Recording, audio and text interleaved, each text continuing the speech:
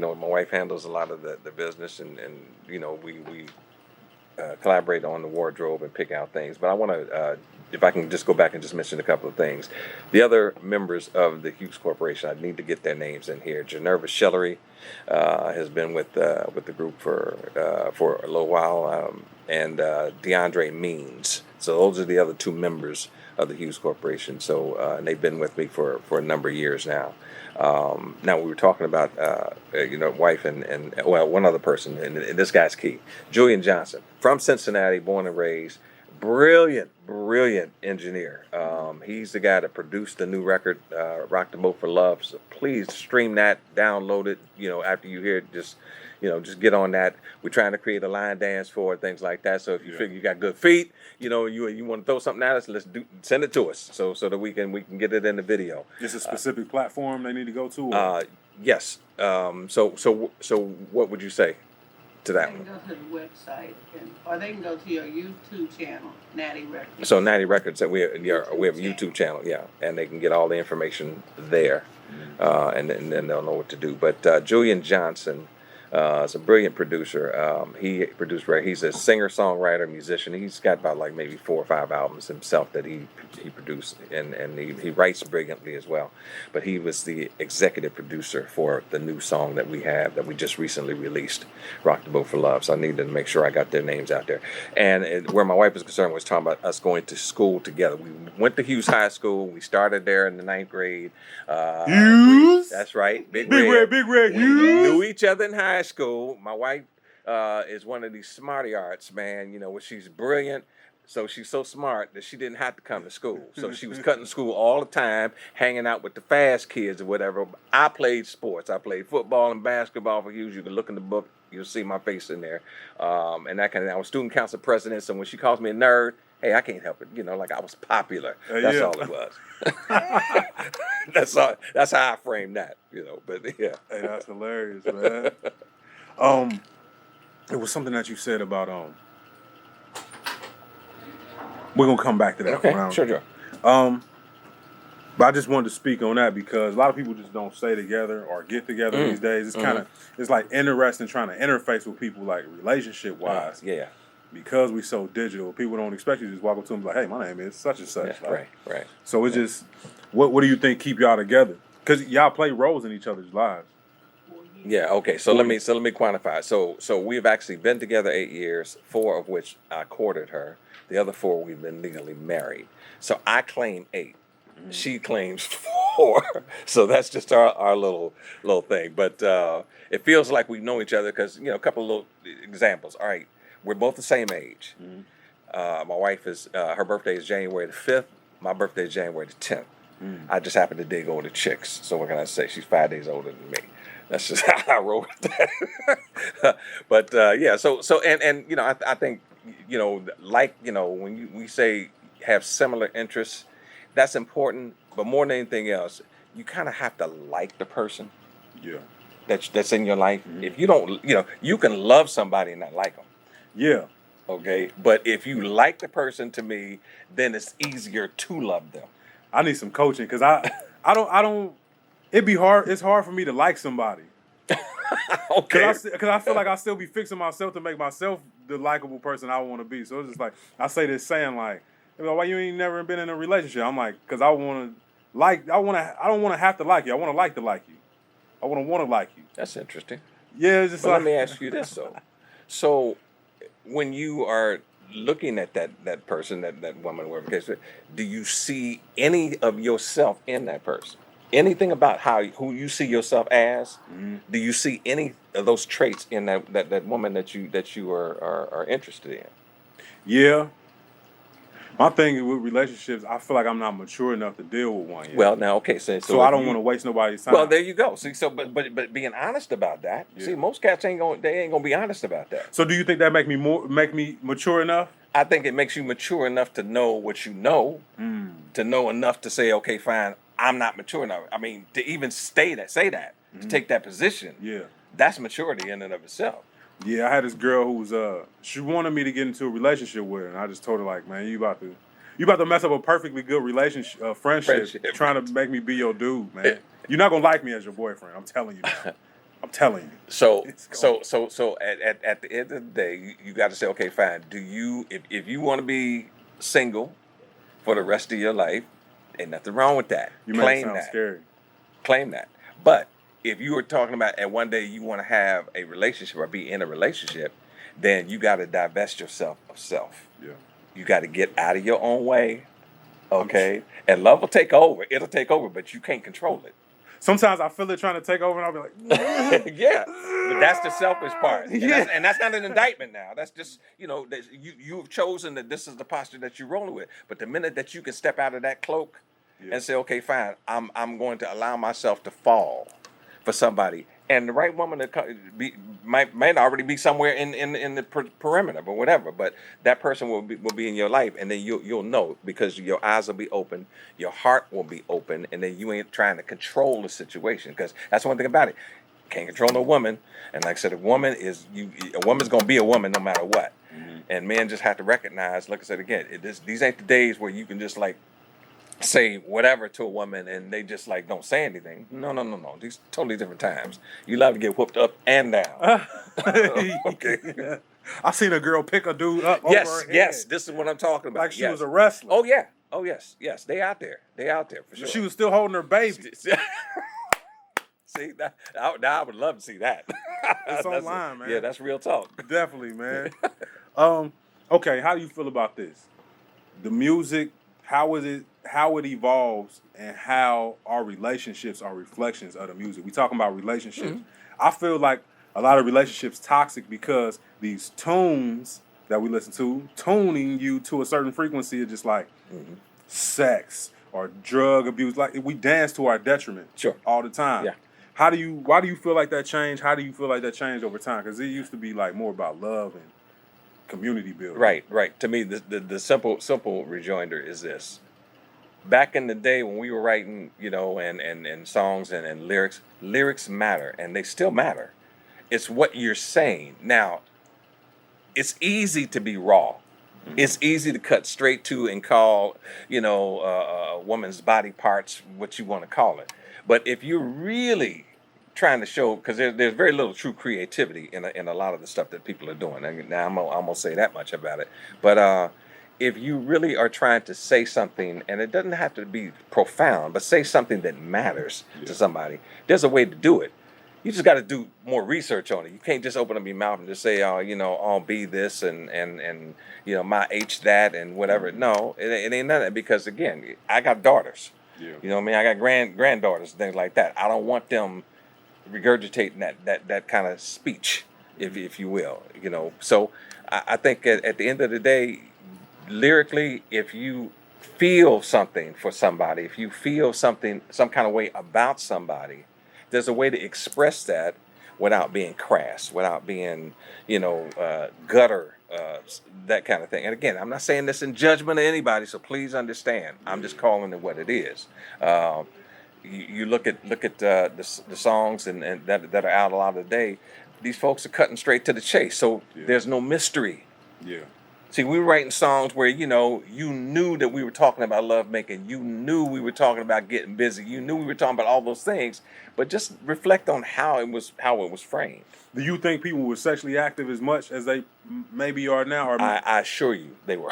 But it just wasn't. It just wasn't as raw as it is and in your face, because right now everybody feels like I can do what I want to do. I can say what I want to say, and there's no hold on me. Yeah. When in effect there are still boundaries. But if nobody ever set a boundary for you in your life, that means that you can just go through life and do whatever you want to do with no consequence. Remember, I mentioned consequence. But it's always consequence. Always a consequence. Freedom is a jail. Okay, and freedom ain't free. It ain't, man. Okay. That's crazy. Yeah. I just thought people hugged a lot back then. I thought that's how women got pregnant back in like the 30s. Well, see, they just hugged for like 30 minutes and then you came out. Yeah, no, and what it was is that people recognized, okay, fine, what's in the bedroom stays in the bedroom. It was just how we dealt with it, So, because in other words, like, I don't want my wife going around showing all her body parts for anybody to ogle. I mean, that's why we got married, because again, that's us. Yeah. So that's for me to see. That's for me to appreciate and respect and love and care for. That's not for me to share with the whole world. It's just like, we ain't the Kardashians, man. We ain't trying to be out here, so that everybody can see what your body looks like, and everybody can see every curve, every dimple, whatever. Don't nobody need to see all that. Would you do a Hues Corporation reality show? Sure, why not?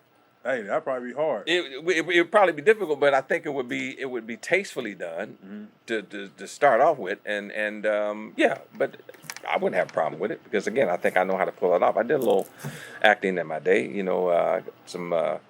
I was doing my acting, as it were. Yeah. Worked on A Different World. Really? I worked on Fresh Prince of Bel-Air, Martin, What'd you do? all the black TVs. I was acting. I had parts, things like that. In fact, I'm the cat that took Dwayne Wayne's first girlfriend from him on A Different World. Really? Yeah, man. Found some episodes on there, man. My cast name was Bill, and he referred to me as Jerry Curl Man. Really? Because I had a lot more hair. Then, okay, you know what I'm saying, but I had a ponytail and all that kind of stuff. But you grow back, man. Man, look here, if only. Whatever that recipe is that would grow it back, we can all be rich. They got salons doing it now, man. I saw them doing that, man. And when I see them putting glue on your head, I ain't going out like that. It's a new thing that they doing. I think it's in Texas, where lesbian women are getting full beards, lace front beards on their face. Yeah, I did. See, it's a lot easier to grow the hair follicles to me on the face than it is the head. That's just my opinion. But I'm not really worried about it because I'm not that arrogant and I don't have that much ego. When I need arrogance and ego is when I'm on the stage. When I'm off the stage, that's it. I'm just me. You're not even arrogant on stage. You point at people, make them feel independently important. Right. So people can interpret that the way that they want to. But to me, it's selling. It's selling. It's understanding the tune. It's interpreting the lyric. And then being able to express it in a way so that you get what I'm saying by the actions that you see me taking. Now, opposed to the music making process, the business is music business. We learning a lot about the music business. I think that's why we lacking a lot in the substance because we so big. Like, forget what the song is talking about. How do I get it published and keep the royalties and keep my ownership over? We worry about the content in a minute. Right. I know how to make a song. Anybody can make a song now. Correct. How did you start learning the music business side? You got the one guy ran off with the money. That's a big lesson. That was a huge lesson. From that point on, then that teaches you be mindful of who you surround yourself with. Yeah. The people that you value their opinions. If somebody's trying to explain something to you about the music business, listen. My wife is probably one of the smartest people that I've ever met in my life, because again, she is a businesswoman. But before we reconnected and got back, with each other and that kind of thing over time, I just made sure that the people that I was around, I had my manager Wally Holmes, who took me from, like I said, 1988 all the way up until he died. He was the one manager that I had, but I could talk to him about anything in this business, and he would always tell me the truth. He never steered me wrong. He never told me a lie. Yeah. And those people are rare. They're rare because, again, there was the thing that was in it for him, and this is the key. What was in it for him was to see me grow. Yeah. To see me be able to go out and realize the fullness of what I believe God gave me, and that's what a lot of people don't get. I root for talent. I root for these young people. I root for you. I want to see you successful. But ego and arrogance and hating on somebody will bring everybody else down. So you just gotta just cheer for people. It looks like you. You said you sing or you whatever your thing is that you do on stage. My wife will come support you. We will come and we will be in the audience and we will watch you do what you do. There's no ego in it for us to sit here, walk in the room and somebody says, well, who does he think he is? I don't think I'm anybody. Yeah. But that's like a lack mindset. That's when you already don't feel like you got enough, so you will never be enough in any situation you're in. Right. You're right. That's a good point. That's the way to frame it. Yeah. You gotta have an abundance mindset, man, and abundance to come, man. Yeah. Let's see what else I got here for you, man. Any other talents? Well, aside from the fact that I'm too old to play basketball anymore, but I did walk on and make the JV team at Ohio State when I played, a couple of years of college basketball. Mostly, it's all relative to entertainment. So that's pretty much where my strong suits lie. So from singing to writing, to moving on the stage, teaching choreography, arranging vocals, all of those things are in that umbrella. But as far as other talents, I think I'm a great grandfather. I really think I'm a great grandfather, and I think I'm a good friend to people that I get a chance to meet. I think I'm trustworthy.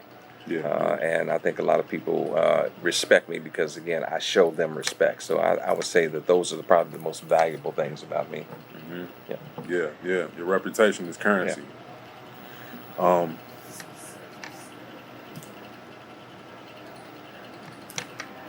on one second. I wrote a question. Sure. I don't understand myself when I read it back.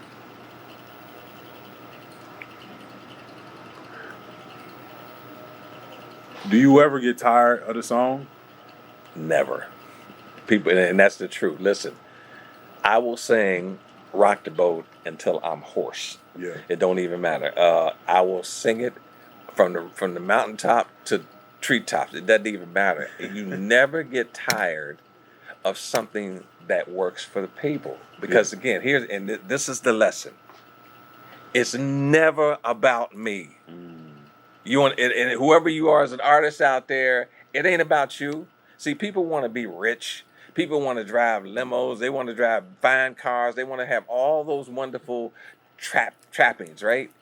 But at the end of the day, if nobody cares about you, if you ain't got nobody to tell you they love you, if you ain't got nobody to hug you when you ain't feeling right, then what's it all for? Yeah. Because trust me, you can make all the money that you want, but when you leave this earth, somebody else gonna be spending your money.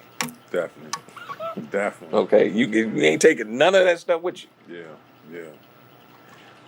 What do you think about a lot of people like passing away and not owning their music, and now whoever the lawyer or the estate is, they kids go to crazy schools and live crazy lives off of your legacy, your work? Right. I think that there are a lot of folks who are starting to wake up in that regards. My wife and I, we talk about it quite a bit, and she does so much research because she's a gadget girl and just really a machine in that regard. But when you look at everything that you have the opportunity to do in this business, which in your life, you again, to me, it's just it's not complicated. So don't complicate it. Like I said, people talk about common sense ain't always common. That's a true story. But at the end of the day, you just have to understand what you want and why you want it. And once you can answer those questions, it eliminates a whole lot of the gray area. So for me and why I continue to do this and just because Lord woke me up. People ask me, how you doing today? I woke up. You hear me say that. That's and I believe that. That's not just an ism. I say that because I believe that. Because if you don't wake up, then, well, everything else is relative. So I just try to keep life simple, man, and just appreciate every opportunity, because every opportunity is an opportunity to do some good, to help somebody else. It's never about me. Whatever I can do to help the further into somebody else's thing that they're trying to do. That's what I'm gonna keep trying to do. How you sing a lot, so how are you keeping your voice in shape? I practice in my own way. I have my ways of rehearsing. I'm not always yelling and screaming. See, singing is not necessarily about how loud you are. Singing is about inflection. It's about reflection. It's about learning how to power up, power down, learning how to use your falsetto correctly, learning how, when you start talking about Philip Bailey with Earth, Wind, and Fire, yesterday. See, I can sing anything that I want to sing when I want to sing it. All I do is just think about it, and then I just support it, with the breathing and all that kind of stuff. But even with Rock the Boat, ever since our voyage of love began. See, I can sing it a bunch of different ways. I can sing it fast, I can sing slow, I can get more vibrato, less. But that's just me studying my craft and knowing my limitations, knowing what I'm able to do when I sing. So when I walk on the stage, there's no question about whether or not I'm going to be successful. I already know it because I'm prepared, and I'm going to go up there and I'm going to do exactly what I know how to do. Not more, not less, but exactly what I know how to do. You ever been caught out there where maybe you do a run? You know, sometimes you run off and you be like, oh, okay, where am I about to go with this one though? You don't even know. You're like, oh man. You can, yeah, and trust me, I've been in that scenario, but I've also been out there where, and this has happened probably to every singer or every artist on stage at some point that sings, where you forget the words, and it's not a thing about you like not paying attention. It's just that you have this little fugue. But I've over time and over the years, I've gotten so clever that I just make up something, and fill that void right there. And oftentimes, Donish doesn't even know that I sang the wrong words. I'll admit it later on, if somebody asks me about it. But it happens. Yeah, it's interesting when you like forget the song and you like, man, I sing this song a million times. Right. So sometimes you over rehearse. I think sometimes. Well, you can over rehearse it, but what it is, sometimes there's a distraction that's out here, and you get caught looking at something or paying attention to something else that's going on, and you just kind of lose your focus for a moment, and that's a natural, instinctive thing. But for the most part, it hasn't happened to me too often. Thank goodness for that. Yeah. But it has happened. No fights. You say distractions, right? Nobody ever fought to rock the boat, right? No. Oh, I'm about to say, man, come on, man, start ruining your vacation. No, man. no, not at all. Your honeymoon. That's listen, man. When people, my wife and I will be at Costco, and we'll be talking about music or something like that. And next thing, that song "Rock the Boat." He sings that song, whatever. And these people are like, "Why? Shut That's up!" How I met y'all. That's all it takes. That's how I met y'all. Your wife was cheerleading for you. There you go. Hey, you need that. Sure. You need that. That's good. Yeah, and then they get it. They hear the song, they record, and then they start singing the song, and the next thing you know, they can't get it out of their head. But when you do have you say you go hoarse sometimes, how do you take care of that to bounce back? Sure. Okay, so everything from drinking teas. There's all kinds of teas that you can drink. Obviously, a lot of water. Throat lozenges. You gargle with warm salt water. That's what I do every now and then. Because that just kind of resolves the glottis and things like that. So, just simple home remedies, not concoctions. Mixing up a bunch of stuff. And then rest. Because again, the vocal cords, when you lose your voice, people don't realize your voice. Your voice box it's just kind of knotted up. It's tight. So you got to just like stop talking, and just relax, and eventually your voice will come back to you. But you can't keep damaging because again, that's your instrument, and that's what it is, man. It ain't like a bass guitar or your keyboards or whatever, where you can just sit down and you ain't got to sing because it's happening here. But yeah. Man, it's like you just said something about the voice that I wanted to comment on. What foods do you stay away from? Because sometimes you don't notice how sensitive you are to certain stuff until you got to start like cutting stuff. Okay, so there's this theory about lemons and singers. For some, I look at it like this. Okay, what works for some doesn't necessarily work for everybody else. Right. But the common things that generally happen are some of the things I just mentioned. Resting your voice. I speak softer on days that I know I have to sing. My wife will tell you, I don't make a lot of loud noises if I know I got to sing tomorrow or if I got to sing today. I'm speaking a little softer. I'm not pushing as hard or with much of anything. And then I just stop talking after a while when I know that I'm getting ready to go out, because now I'm focusing internally on lyrics. I'm remembering words. I'm remembering, choreography and things like that. So that's the other part of the rehearsing that I'm doing sometimes in my head that you don't necessarily see me doing. But then when I step on the stage, it's effortless. And people look up there and say, man, how is it that you look like you ain't even working hard up there? Well, that's because I'm working hard, but I'm working hard at making it look like I ain't working hard. Yeah. And that comes with time and experience. Just doing it. Okay. All right. If you could put together a dream collab with you and two other artists, dead or alive, who would it be? Okay, two other artists, dead or alive. One would be Prince. Um, That's like working with 5 artists. yeah, that's the upside. Why I mentioned somebody like him, because he was just amazing. I did get a chance to meet him, but he's amazing. So I'd say Prince, and I think the other artist I would probably say Nat King Cole. Nat King Cole. Nat King Cole, yeah, because I grew up, as a kid listening to Nat King Cole and his phrasing and everything. I mean, that man built Capitol Records in Los Angeles. Okay, that building is there because of him, and he was such an amazing gift to the music industry. Not just the songs that he wrote, not just the performer that he was, but he was also a leader. I would say a civil rights kind of leader. I mean, because there were times where he toured down in the southern parts of this country, man. He got beat up, man, real bad by some Klansmen, man, and went on stage and performed that same night. Things like that. So, yeah. So it's Nat King Cole, Prince. Probably be two folks that I would love to do a collaboration with. But then again, here we are fortunate to have this friendship with Guy O'Brien, Master G, Sugar Hill Gang. I mean, dude is awesome. He's awesome. So, and I think the magic between Julian Johnson, as a producer, and Master G and myself, we clicked in the studio. And I can tell you, this new song that you're going to be listening to, when we went in the studio, the very first day we went in the studio, we had nothing.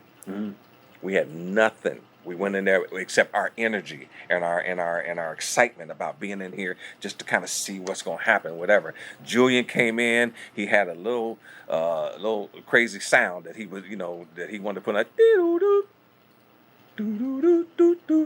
That sound grew. Next thing you know, Master G comes up. He said, "Man, I got this rap, man, that I've had for how many years? 15, long time, that he never used in any of his rap efforts over the decades, right?"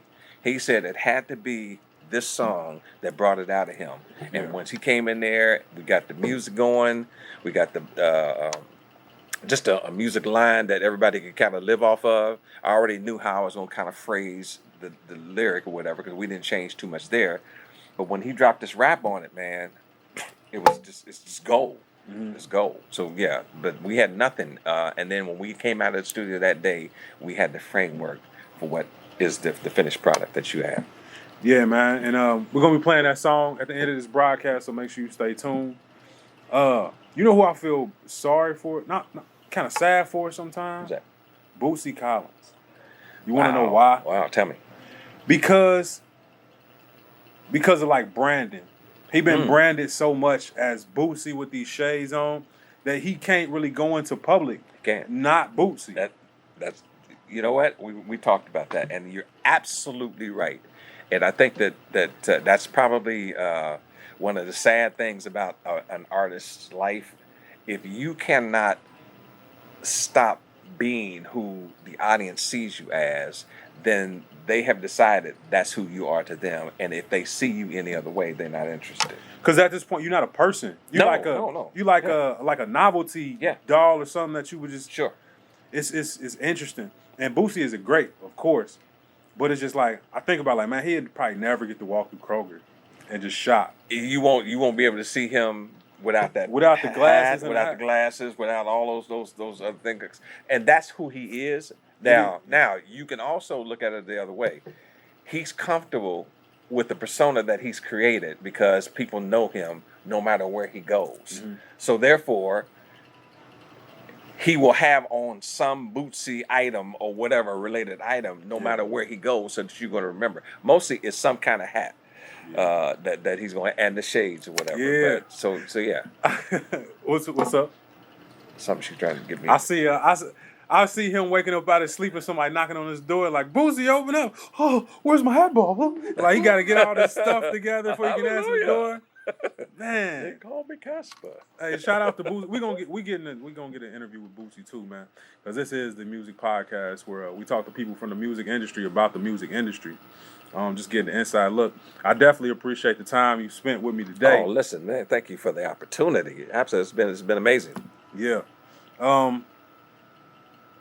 How do you keep yourself evolving? Like, this song is part of an evolution, man, to just stay in the current and not fight against it, because so many people, hold on real quick, Okay. so many people, they get aggravated at the changing tide. And then they curse the changing tide, and then the people who change the tide won't deal with them. But it's some people who know how to reinvent themselves and stay with it and keep out here on the road. How do you feel about that? Well, it's a good point, and one of the ways that I try to continue to do that, and my wife and I, we do chat about that a lot, because I have a wide dearth of music that I like. So, in other words, I can never be pigeonholed saying, okay, this is who you are, this is the kind of music you do, because I can sing, and appreciate the 30s, the 40s, the 50s, the 60s, the 70s, which are the periods that I grew up through, whatever, from the 50s anyway, up through the 70s, and coming into my maturation where music is concerned.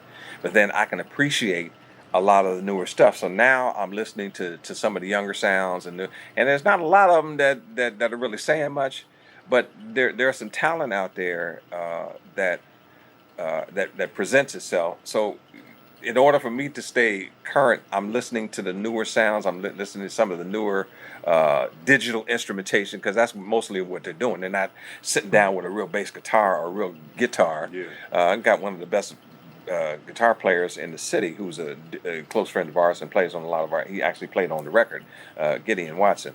And this dude, he's got all the tricks in his little foot pad down there, but he can play a whole doggone orchestra on his guitar. Yeah. To me, that's the kind of creativity that I'm talking about. So for me, singing, I always mimicked different sounds. I tell you what I used to do, and this will probably sum it up. I'm a cartoon kid. So when you start talking about Bugs Bunny and Daffy Duck and Wile E. Coyote and run all of them cats, all the sounds that you used to hear in the cartoon when somebody got hit or they fell off a cliff. Yeah. See, I emulate sound. I used to do that as a kid. My mom was like, shut up, making them noise. Beatbox. Like we started the show. Sure, Yeah, which was man. very cool, by the way. I appreciate it. Straight up, man. We might have to talk about getting together and doing something. This your guy Sixx Type Shit Podcast, man. I'm here with Ty, Danny, we got Trey. Man, we about to bust their head with this hip-hop trivia. I'm gonna start off with a little opinion question first, man. Okay, whose farts do you think stank worse? Nicki Minaj or Meg Thee Stallion? Megan Thee Stallion, that shit real. On me, that ass real. I know that motherfucker be reeking. Megan Thee Stallion, for sure. I go Nicki. Why? Hell nah, that ain't real ass. No disrespect. Megan Thee Stallion ass stank for sure. Megan Thee Stallion ass stank for sure. Mine's gonna stink because it's fake. Nicki Minaj, this is real. Her shit fake. So you think Nicki's shit fake? I know, that's why it shouldn't stink more than Megan Thee Stallion. Does a fake ass sweat? Oh yeah, you might. It jiggle funny. It glow funny in the dark too.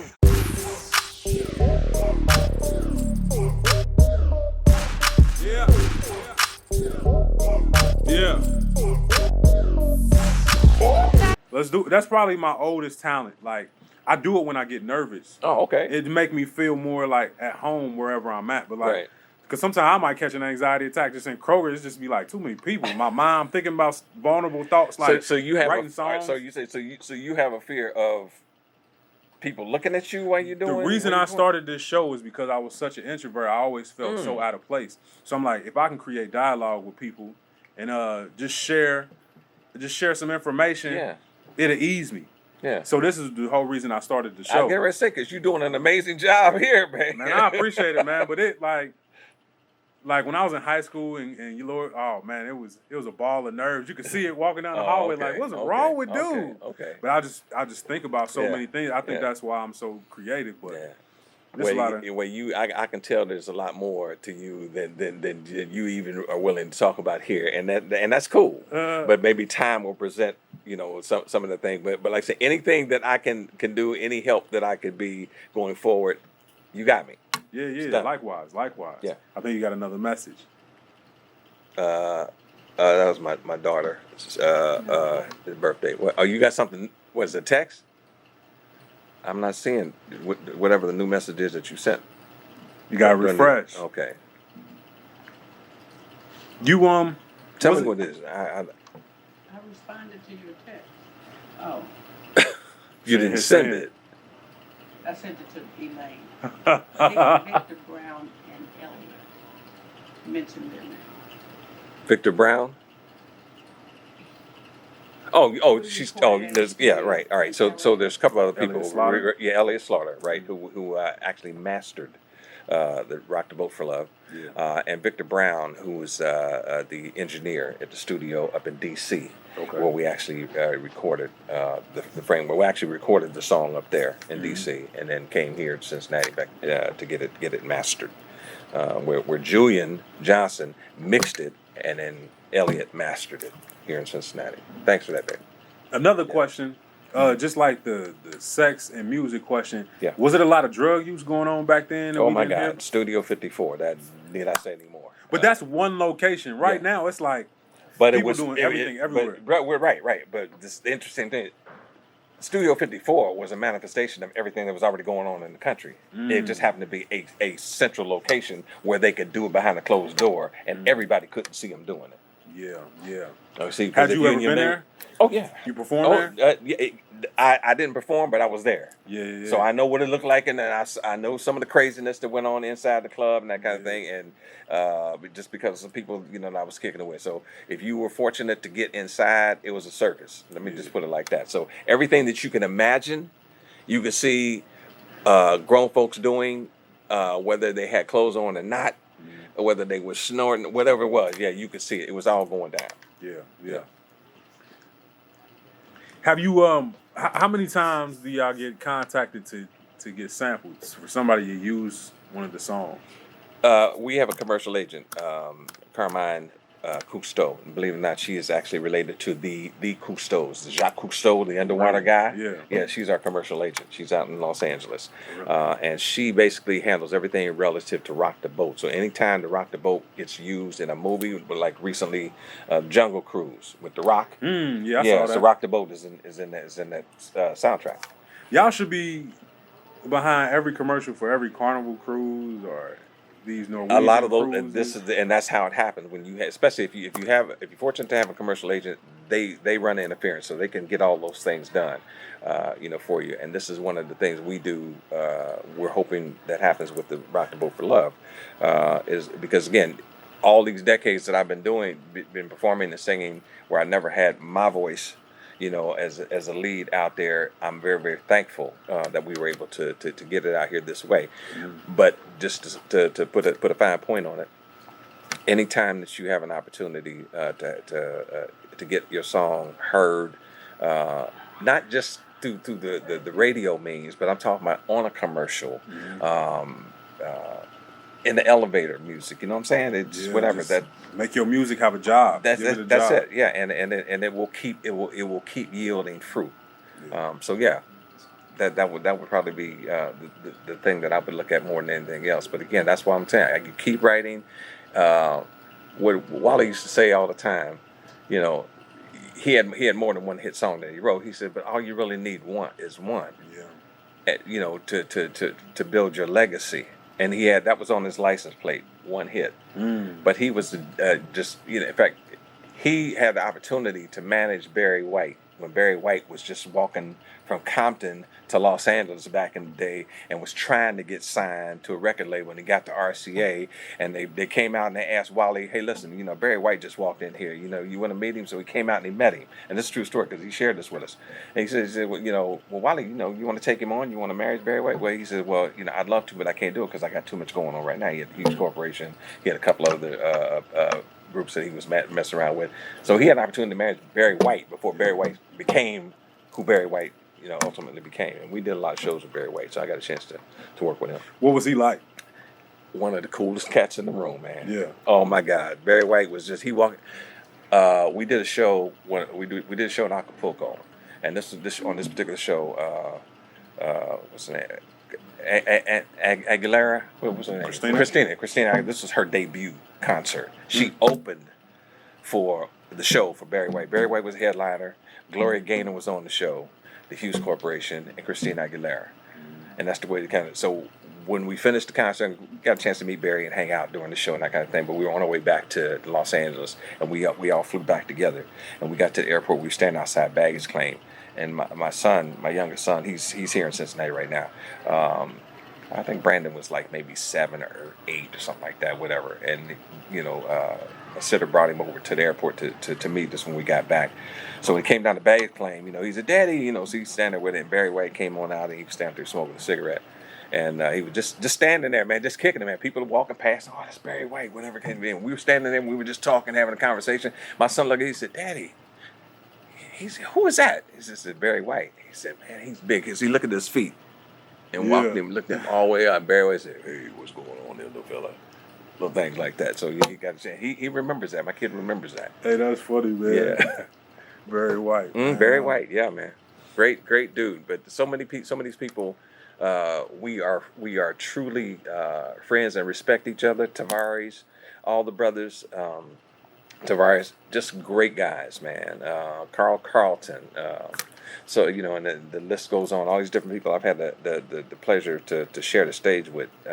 We did some PBS specials with Lou Rawls and Aretha Franklin. So I've been in Temptations. So I've had a chance to kind of be on the stage with a lot of different people over the course of my career, man. So I'm very, very thankful and fortunate to have been doing it. But I ain't gonna stop.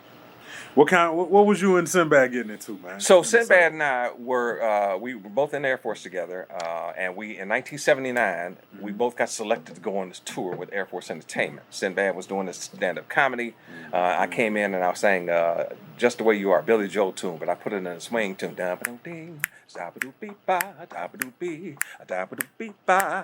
Don't go changing. Ha! I was doing all that kind of stuff. I was swinging it that way. Yeah. So Sinbad happened to be the host of the show that I happened to be in.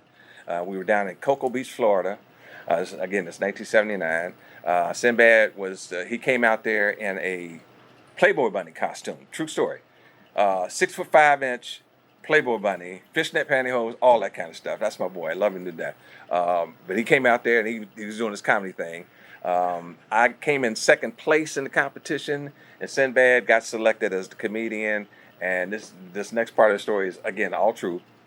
So we got selected to go on the tour. Only 30 people. Out of all the people that competed, 30 people were going to make this tour, and we were going to tour the world for one whole year. Sinbad was stationed at an Air Force base up in Kansas, McConnell Air Force Base, and he was in what they call a critically manned career field. So his commander told him that, we're proud of you. We know that you won, and we know that you got selected to go on Thompson Blue, but we can't let you go. Sinbad said, "Hey, y'all don't let me go. I'm going to act a fool."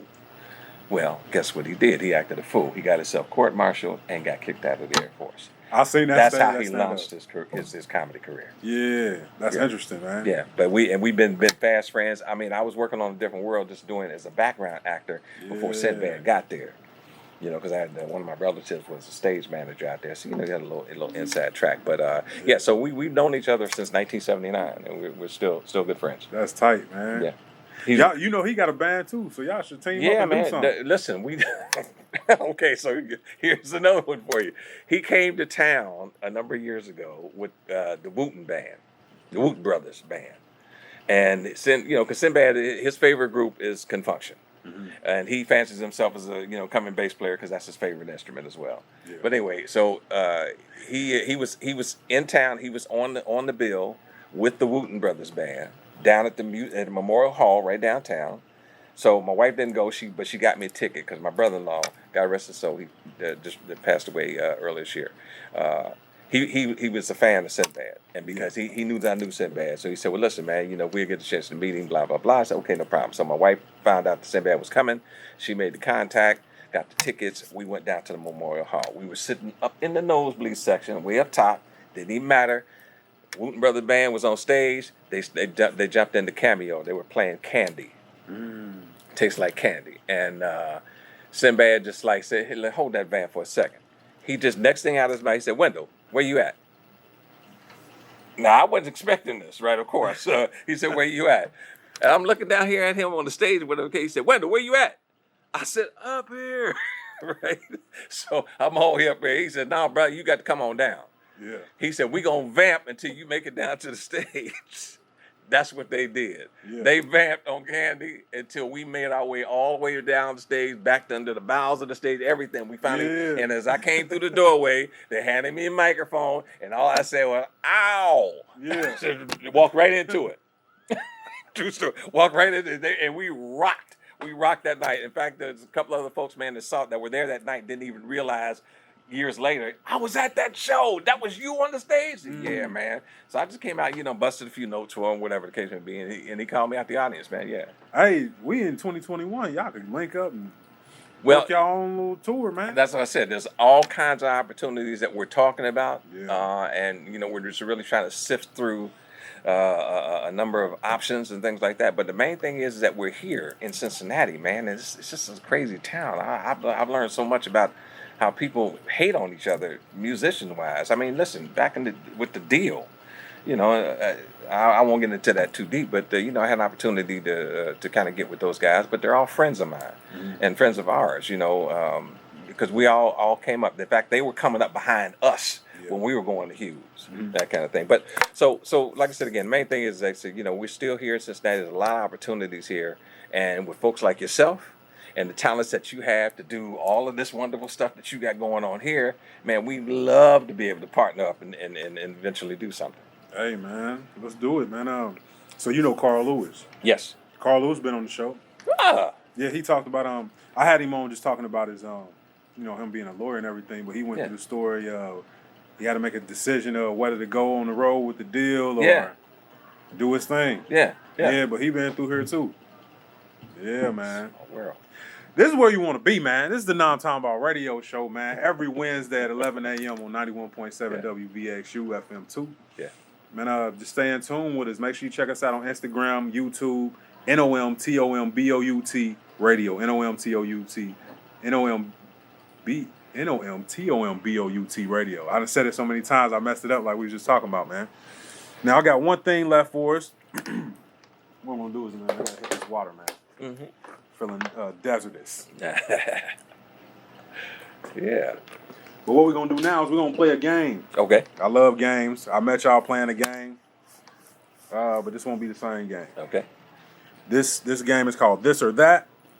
What I'm going to do is I'm going to just give you a couple options, and you're going to tell me this option or that option. Okay. All right? All right. You ready? Ready. Think it 5, think it 4, think it 3, think it 2. Whoa! Gold Star Skyline. Skyline. Okay. Purple Rain or Thriller? Purple Rain. Okay. Diamonds and Pearls or 1999? Diamonds and Pearls. Diamonds and Pearls is an amazing That's song. a killer man. song. A crazy sound. Oh my God. Let's see. What's the next one I got? Beyonce or Kelly?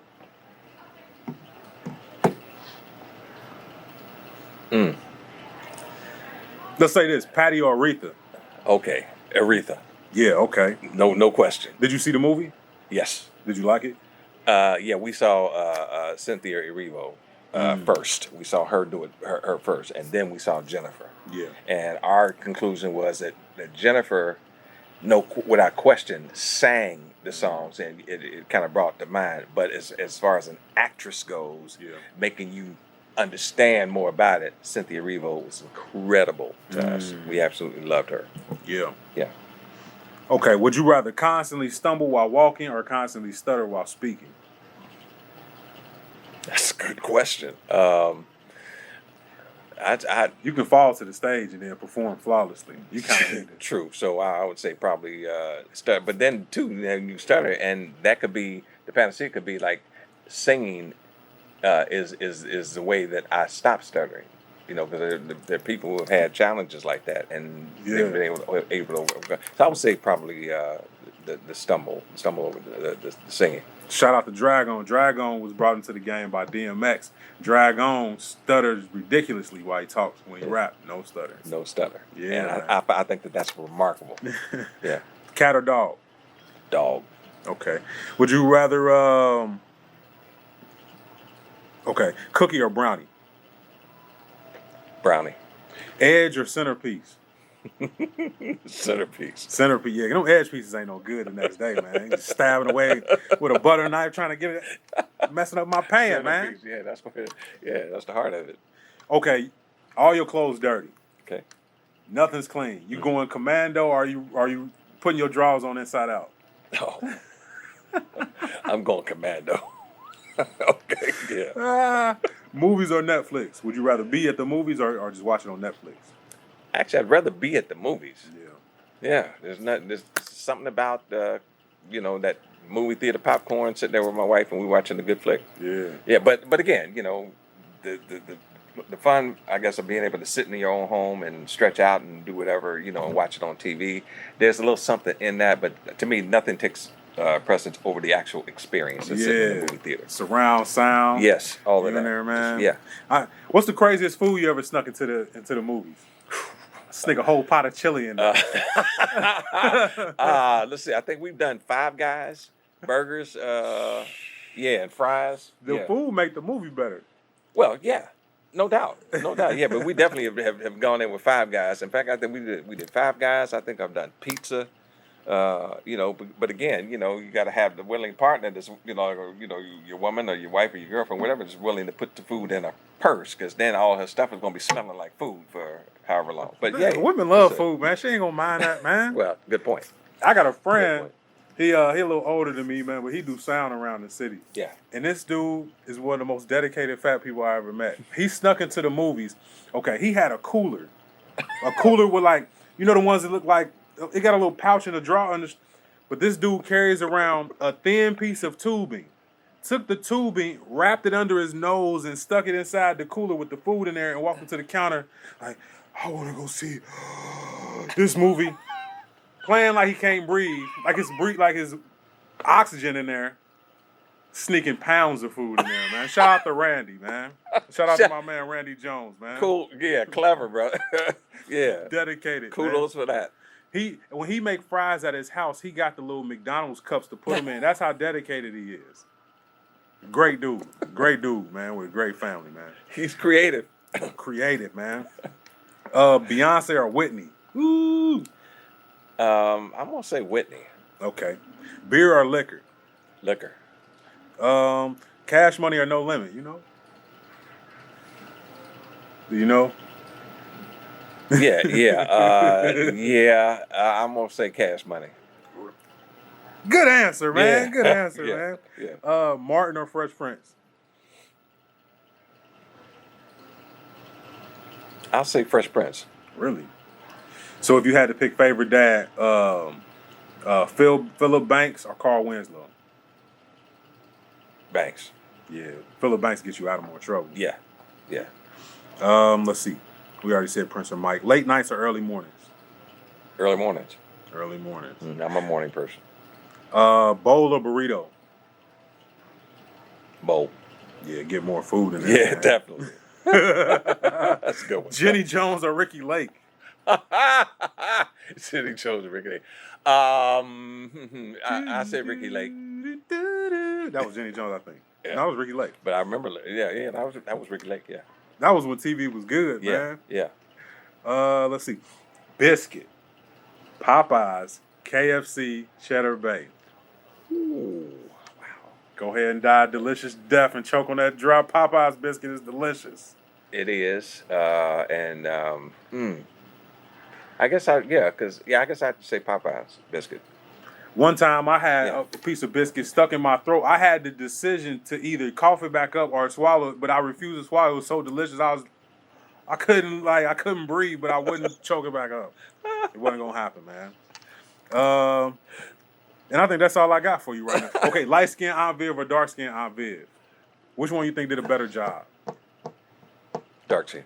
Dark skin. They didn't even try to make her look similar. Nothing. Yeah. She's gone. Yeah. We want you to know she's gone, man. Yeah. But that's it, man. Wendell Anderson from the Hues Corporation. Yeah, man. Man, amazing singer. I was checking you out online. Check out the Natty Records page, N-A-T-T, was it Y? Y, yeah. N-A-T-T-Y, that's on YouTube. You can see them performing. Man, people light up. You attached to one of those songs where it's a mood changer. Yeah. It's an elevator. And that's what we're hoping that another generation will hear Rock the Boat for Love, and they will glom onto that one because it's got a different, a more current flavor. And then with the rap on it, with what Master G is doing on it, is just brilliant. So make sure you check out the YouTube page for them, Natty Records, Wendell Anderson. Got his wife here. Get you a woman like that, somebody who's gonna cheerlead for you and tell people about you. She do a lot of jobs. Yeah, that's right. Right. Everybody tends to think she's Jamaican, man, because she got like so many shots. Honorary Jamaican. Yeah. Any last advice that you would give to somebody who's just starting their music career or a younger version of yourself? Just be sure about who you are. When you start out there trying to do whatever it is you're trying to do, whatever you're trying to become, just be real with it. Be true to yourself. Don't let anybody try to tell you that you can't do it. You just go for it. And like I said again, if you fall down, just get back up. You got to keep going. Again, I'm 67 and I'm still here. And trust me, I've fallen quite a bit over the course of my career. But I'm still here. You don't even know how to get up unless you fall, man. That's it. So go do something for yourself. Celebrate the small wins, man. Go show yourself how cool you are. I really appreciate you coming on and talking. Pleasure, man. Yeah, absolutely. Man. I mean, this is an absolute pleasure. Yeah, we're gonna work more. Yeah, we're gonna work more, man. Look forward to that. But I definitely wanted people, especially like my age group, young, just people, period, to hear the story. And get the experience. Wendell Anderson from the Hues Corporation. This has been another episode of the Now I'm Talking About Radio Show. You can catch us here each and every Wednesday at 11 a.m. on 91.7 WVXU, the FM2 station. You can also check us out on YouTube. Now I'm Talking About Radio, NOMTOMBOUT. Sixx Sense Media. You can come to my house, man. My digital house, not my real one. If I catch you there, I don't know. I don't know. Things happen. I don't know. I don't know, man. But SixxSenseMedia.com, www.sixxsensemedia.com, man. We appreciate you tuning in next week. And always make sure it's a fart first before you let it go. You don't want no problems, man. We out of here. Peace. Appreciate you.